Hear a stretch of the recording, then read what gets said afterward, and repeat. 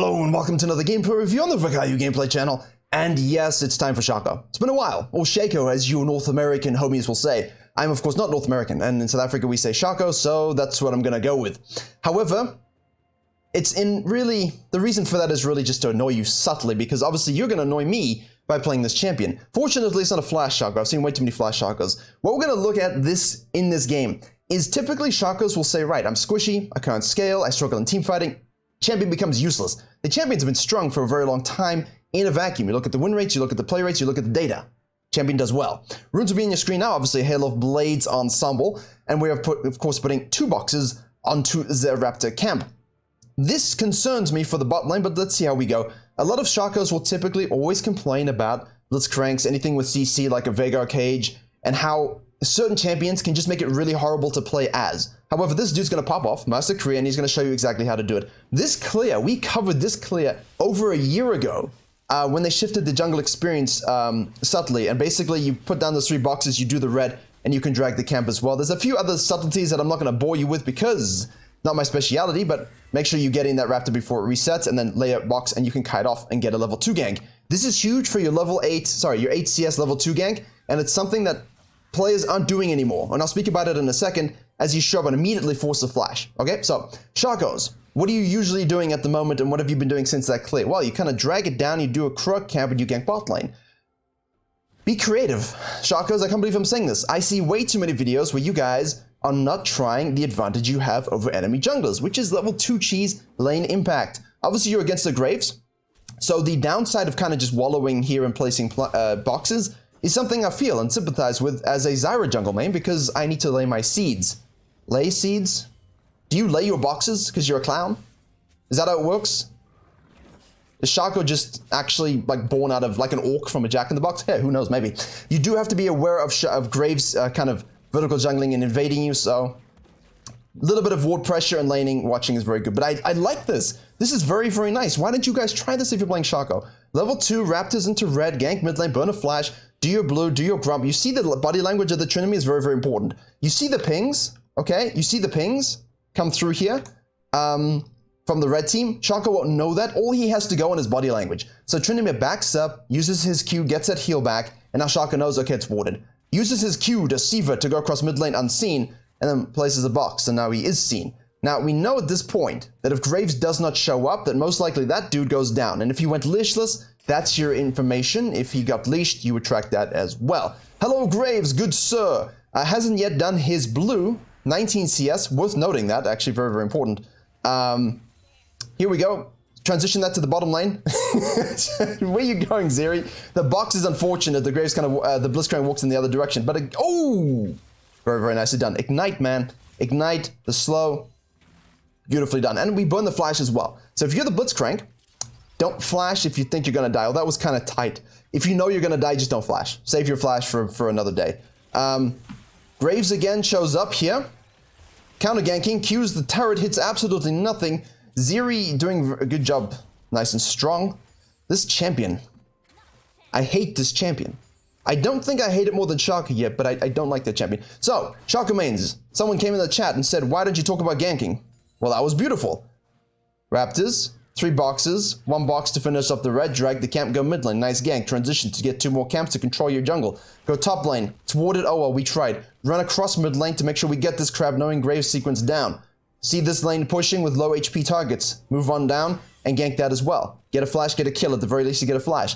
Repeat back to your Krugs and Raptors. Veigar has already flashed, so we're going to try and do it again, but Veigar, very, very good discipline there. Playing it safe. Let's have a look to see if he warded it all. He did not. Only here, obviously warding on the Raptors is very, very good if you are against a SHACO. Again, now he will get the second crab as well. So the Graves, I don't really know what's going on, but again, jungling is about being fair, ladies and gentlemen, and as a SHACO main, you should know that more than anything else. It's about using your cheese strategies with fundamentals, and when you do that as a SHACO main, you can climb pretty easily. You can really climb pretty easily when you do that. The Graves also, we don't really care about him, you know? If he's bad, if he's good, we're doing our own business. Because there is a little bit of trickery with Graves against other meta junglers, so I kind of like that we're doing this to a Graves, actually. I'm not gonna lie. In terms of experience, these wolves, this wolf camp is level 1. So what we've done is now ganked every lane, taken some camps, okay, taken 2 crabs. We finish this quadrant, we try gank again, take this crab, now we finish this quadrant again. 2 times raptors, 2 times grump, 1 times wolf, 1 times krug, and if you watch my videos on the main channel, you know I call that a clean 6, based upon the strategy by the rank 1 Korean jungler that he was using at the start of the season, and it works very, very well in SHACO as well. Oh, hello Graves, see you on the minimap there, going to his raptors. 27 CS, keep note of that. So, the idea is that you clear both your buffs, you clear your whole jungle, 4 camps, but you do 2 camps again. And because you're SHACO, he did the raptors and the grump, which is a unique clean 6, whereas normally you would do like, if you allow me to pause for a second, you would do sort of a full blue quadrant, perhaps you niddling, you gank bot lane, you can kind of float up to the crab and then take this whole side. You can maybe cut in and take this crab, and then you take the grump and the wolves again. So usually the 2 camps you take twice on your first rotation are on the same side. But because you're SHACO, right, he did it with the raptors and the grump, which I kind of like. That's very interesting. Maximum experience as well. We are level 5. We know the Graves showed mid lane. This is an exquisite ward. Very low Vega, obviously. Level 4 Graves. Smoke screen comes through. We put our box down. Nice Q. Very nice Q for repositioning. Well done. This guy's playing very well. I like his reads. They're subtle, but aggressive, and ruthless at the same time, but they're so smooth. He knows what he's doing. I'm impressed. Oh, I'm as unimpressed by the Graves, mind you. These wards, though, you see the difference when you play against a SHACO and you're high elo. You're kind of thinking, well, what's he want to do? What's he want to do? So if you're a SHACO and high elo, you have to really focus on the double buffs and the unique pathing. And I think this unique ganking path, allowing him to gank every lane, really pressures the Graves back into his jungle. And now you can go on the invade wall path, right? Let's get in there. Let's make sure we are taking him out of the game. Take his camps. Now we can fall back to him objective. It's beautiful. And of course, if you can snack any sort of camps in the meantime, please do so. The Graves again shows in this ward. This push prior from the Ziggs versus Veigar is really because of SHACO. He's created this. So this should be seen. We see the pings. We have finished off the dragon, but we're going to our red. We're trusting our laner to respect that which was seen. It's a 100-hour week last week. I'm really trying my best to speak language. If you're in a lower elo game, please do understand deeply that once you've done the dragon into the red, that you may and most likely need to, you know, actually rotate and help the Ziggs there because they won't see it. I've just realized now that the rank is not showing, so I'm going to slap that in for you. And obviously in editing, I'm going to put the rank there so you will never know that this wasn't showing until this very moment. Excuse me, I apologize. This is so janked, but let's go. So basically, if you see the Graves gank the mid lane there, go back up to the crab, he has a timer on your blue buff. You do your red, you do your raptors, you know he's going to be invading you here to take your stuff. You know what, I honestly would have probably liked to see the SHACO rotate a little bit sooner here.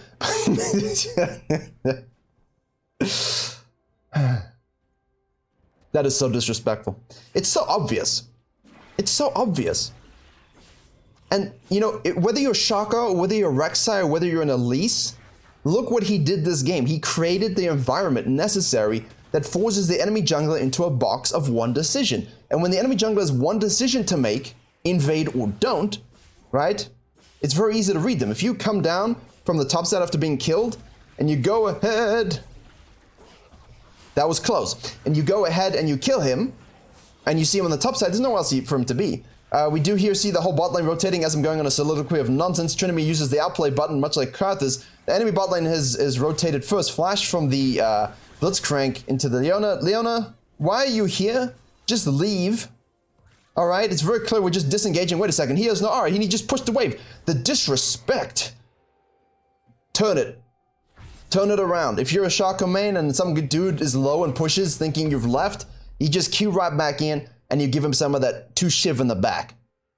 That's really, really silly. But if they're making this mistake in high elo Korea, I have no reason seeing why you can't pull this off in your elos.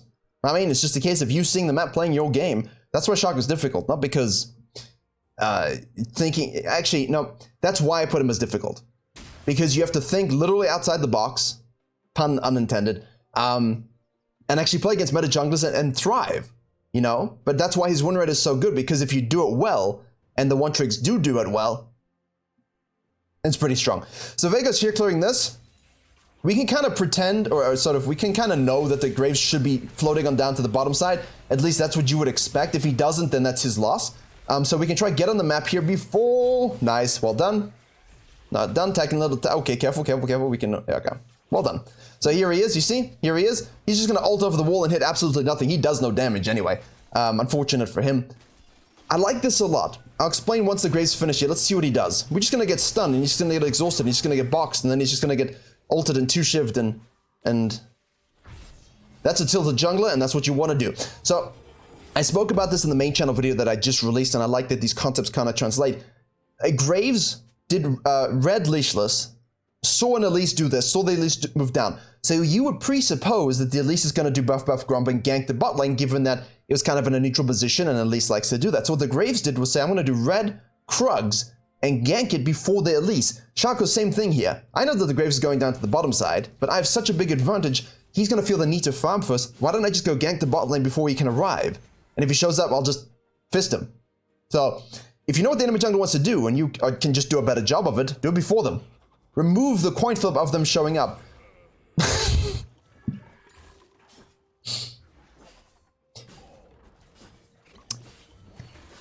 In the comment section below, in Twitch chat right now, I can't see you, but please write it down. Are you more happy that a SHACO is fed? Because he was able to one-shot a Tryndamere with his ult up and he couldn't react? Or do you think you would rather the Tryndamere survive and the SHACO die? I mean, which demon spawn do you hate more? Tryndamere as RNG and his ultimate, or SHACO? Because honestly, that was very satisfying. And when you play Rengar, you can do the same thing, by the way. You just ult the Tryndamere and he dies and he can't even press that button. So we've elevated the game state here. Basically said we have a huge, huge lead. And this is the biggest thing. When you guys look at the gold graph, match history links to all of this is in the description. When you guys look at these kind of games, well done bot lane, and you kind of like, well, the gold graph is a bit runaway. Well, why is it runaway? There's a fed jungler. He made it run away. And in your games, you're not making it run away, and that's the whole point about taking a lead. Take the Herald, huge in this elo, in this meta. Please, focus a Herald big time. It's okay to give up a Dragon for a Herald. If you can get both, do it. Take this tower, don't overcommit such that everyone rotates and kills you. If you can steal some stuff because Graves is somewhere else, fine, do so. But the idea is just to take the tower, reset, and then we want to make sure we control that dragon. Ping pong objectives, right? Dragon, Herald, Dragon. If you can get a pick before you do that, ooh, I like that little bit of the Gale Force active. Oh my goodness. So the Gale Force active, kind of fun. Kind of fun. All right, there you go. At this point, there's not much science about that. You do the Rengar thing, warded. You do the Rengar thing where you just kind of Ryan Troy from season 4. His explanation in those situations was, if you're fed as Rengar or any assassin, and you see someone out of position, you run at them and then you press buttons with your keyboard on your keyboard with your face. Just face plant onto the keyboard. Good night, sweet prince. You just face plant your face on the keyboard and you'll kill someone. That's literally what his advice was. It's like you press R, you run at them, and then you just motorboat the keyboard.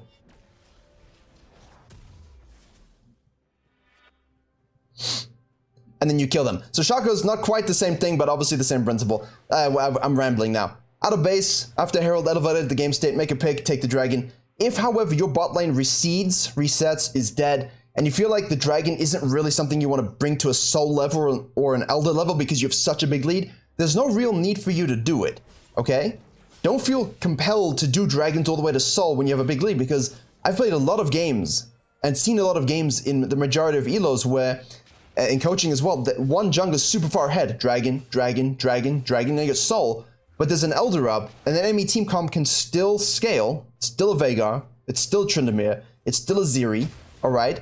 And they can coin flip an elder. And if they coin flip an elder, the game can just you can just lose the game from that. So if you really don't need the soul as a win con, because you have such a big lead, don't feel compelled to necessarily do the dragon, okay? There's no ways they're gonna get away with just taking 4-5 dragons. If they do, you mismanage the game, right? We're gonna try and play with the Zeri, but she just does a Talon Kane E combination. Graves shows up again, Leona gets hooked. Waiting, and Gale Force again. Good night, sweet robot. Forces the flash there. We do use the ultimate. The Q from the Varus is almost enough to snip the Graves' hair. I mean, I don't... Flash again. Respect flashes. You see that? We're on the Veigar cage. We don't wait to be stunned. We flash before we're stunned. Obviously, there's this whole thing about sitting in the middle and the edge to reduce that duration, but don't coin flip it. If you're going to get stunned, flash out of it. I like that he just waited. You see, he's playing his own game. He's playing his absolute own game. Deep vision here. Graves clears this one. Ziri's down the bot lane. We do have a Veigar bush trapping, obviously. I mean, you got business to do with your red buff. We won 11. Technically, we always won 11 before we have to use ult again, but you know what? The fact that we kind of forced it in a fight, that's fine. Like, don't give up kills. You see, this is what I'm talking about. This is what you guys are complaining about, right? The SHACO's like, guys, what are we doing? Just give up the Drake while I farm, okay? You could try and steal, but I don't think you should. I think you should just... as long as you can get out. Okay. As long as you can try and steal it and get out. Although Varus goes and does good work, and we have a TP from the Gragas, so... never mind. Okay. Slow it down for a second. If you don't have this TP... If your whole team is just running it down and you just like give it up, I can steal it and get out, or just don't die for it, fine, okay? Try and steal it, run away, off you go, catch the wave. Maybe try and do this if you can, counter jungle some stuff.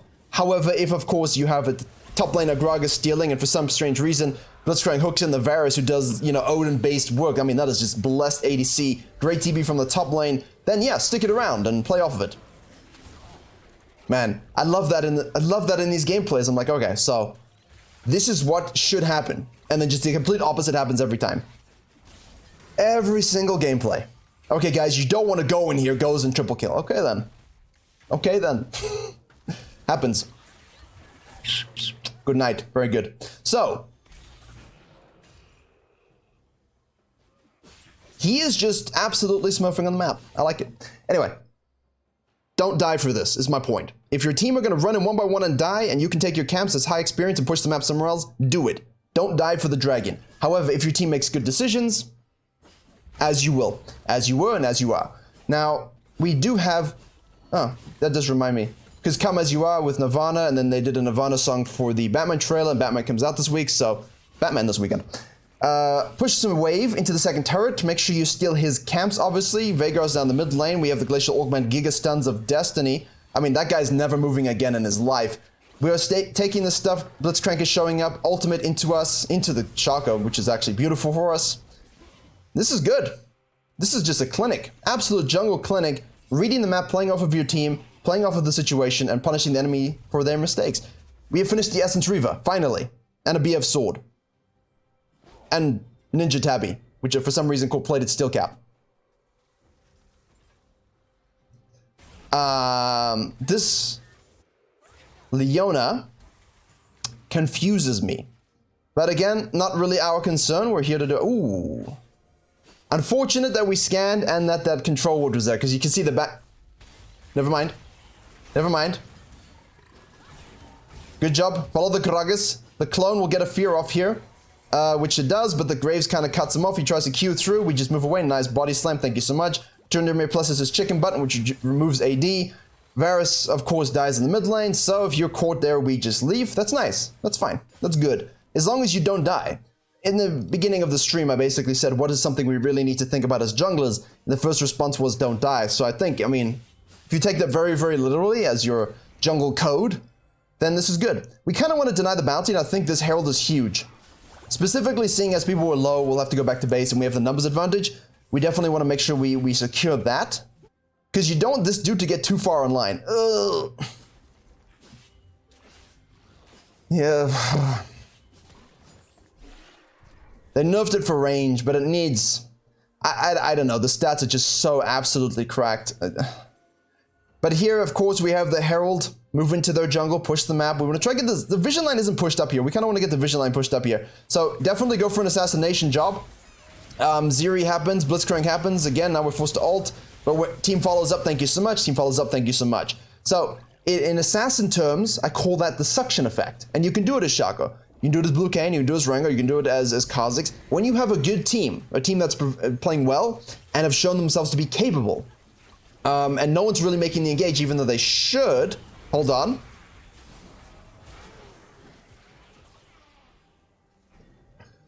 Kind of splitting my eyes there.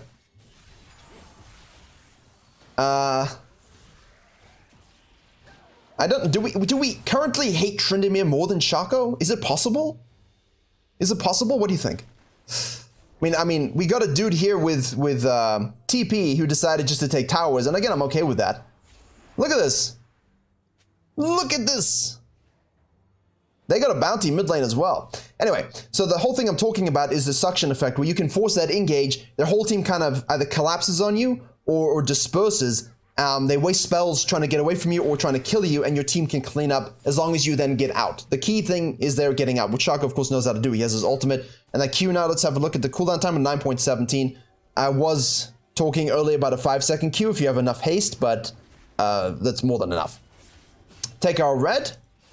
Dragon's going to be spawning. Again, Soul is not the concern for us. Blitzcrank, it's not about the hooks you miss. It's about the hooks that you hit. And it doesn't matter. Nice ult from the Ziggs. They're forcing a split, which basically gives SHACO free reign to the backstabbing 2-shiv passive, everything activated. Now we have here the Gragas going in onto the Zeri, who's just going to Kane E and Talon E away. Again, SHACO forces the engage, forces the damage, burns spells, and then just leaves the situation. Tryndamere is going in. We have a box, thank God. We press the stopwatch. Again, stopwatch. BF Sword, Q again. Stopwatch, BF Sword are really good when you have a huge lead and you want to avoid high variance, because in that case, you might die. You might die in that particular situation. You give shutdowns, and maybe your team loses the fight because of it. So again, the stopwatch coming in absolutely huge to stopping a random play that might give the enemy a huge benefit. And now we have this, the early Guardian Angel for that same reason, which is why I like it. I think more people should go back to this. Itemizing dynamically for the game state, not just core items, not just XYZ or XYZ. Itemizing based upon what's going on in the game and how you can actually still push the map with it. So, Leona's basing with Gragi Ice. Ziggs is coming out of the base. Varus is pushing and will most likely reset as well. Don't go too deep here. Too many times people are like, up here now, going to kill the Graves. Well, if Blitzcrank was there and, everyone just collapses on it, see, he's looking at it, but he's got to watch out for the enemy laners. Tryndamere is there too. So, too many times you go in now, make a fight, while your team is on the map. It's best just to farm your own quadrant, okay? Get some deep vision, and if someone steps out, we can assassinate them, but you do have to be cautious. You see, Tryndamere is collapsing there, as is the Zeri. And now...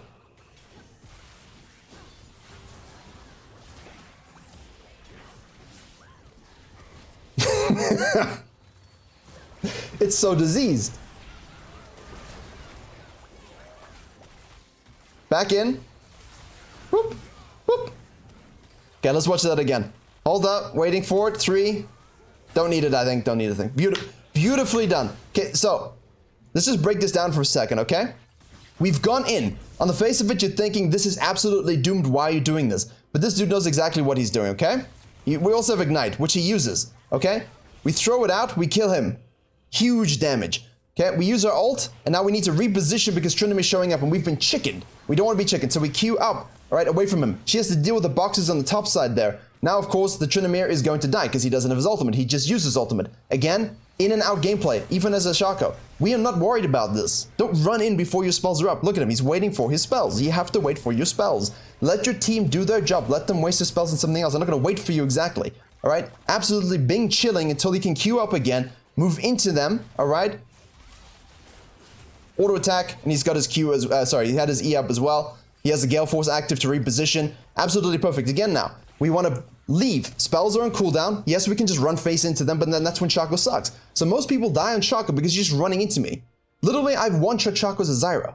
Because they just Q thinking, haha, surprise, and then they try and, hit their E and place their boxes, but they're not even hitting me from behind, so they don't even get their passive, and then I just one-shot them with my ultimate. They don't reposition. They don't play properly. So use your spells, bait out their spells, reposition, skirt the edges, wait for your CC, wait for your spells to come back up, whatever they may be, Kha'Zix, Rengar, SHACO, whatever, and go back in. Nice.